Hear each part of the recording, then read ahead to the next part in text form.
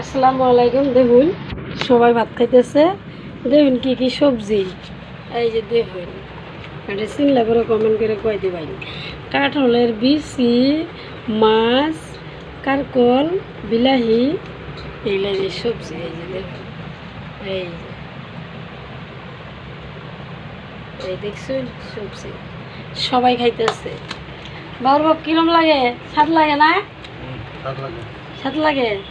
বাবু কিরম লাগে খাওয়াটা? সেই স্বাদ লাগে। এই যে কিরম স্বাদ লাগে কও? এত কষ্ট করে রান্না বেড়ে দিল, সেই স্বাদ সবাই খাইতেছে। আমি খাবার বহি নাই, বমু আর কি। তাও বললাম একটা বানাই, ব্লগ ভিডিও একটা বানাই। আমরা তো আর বিদেশ যাইবার পারি না, কোনো খানা যাইবার পারি না, পয়সা পাতি নাই। তাহলে আমরা কি ভিডিও ছাড়বো? এক জায়গায় যাইবার হইলে কমসে কম ধরো তোমার 500-600 বা 1000 টাকা গাড়ি ভাড়া লাগে। তাহলে 1000 টাকা আমার কাছে তো থাকা লাগবো।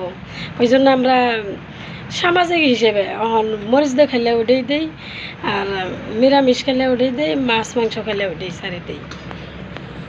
মাংস তো মামা বন্ধই করে দিচ্ছে, অহংকার কি খামো, খালি খাওয়া লাগে। মাছ খাইতেছি, আর এমনিও মাংস খাই না, মাংস খাবার দিছি। এই যে দেখছেন সবাই খাইতেছে।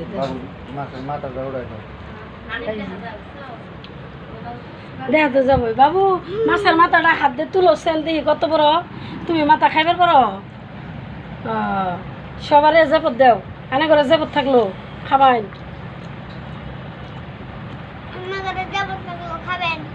হ্যাঁ, কমেন্ট করেন।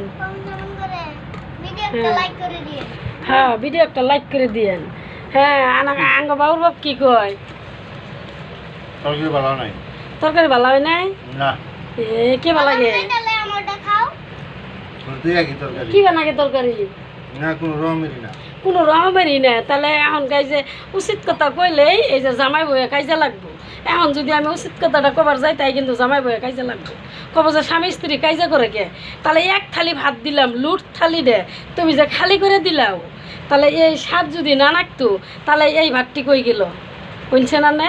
ভাত খাওয়া হলো পেশা, ভাত খাওয়া নিশা। হ্যাঁ, ভাত খাওয়া পেশা, ভাত খাওয়া নিশা। আমি যদি তরকারি না দিতাম, তাহলে আমি কি দেখাইতে আই? হ্যাঁ, এক থালি ভাত আনা খালি করে দিছুন, তার মধ্যে এই যে লেবুও খাইছে। দেখুন লেবুটা চিপার অবস্থা, এলে দেখছুন লেবুটা একবারে শেষ করে দিছে চিপে। তাহলে এই বস্তুগুলো, তাহলে আমি এত কষ্ট করে রাঁধতে দেয় আর মুখের সামনে দুর্নাম করে, তাহলে এক থালি ভাত যে খাইলো, এই ভাতটা তাহলে কোনো গেতেছে শুনছেন?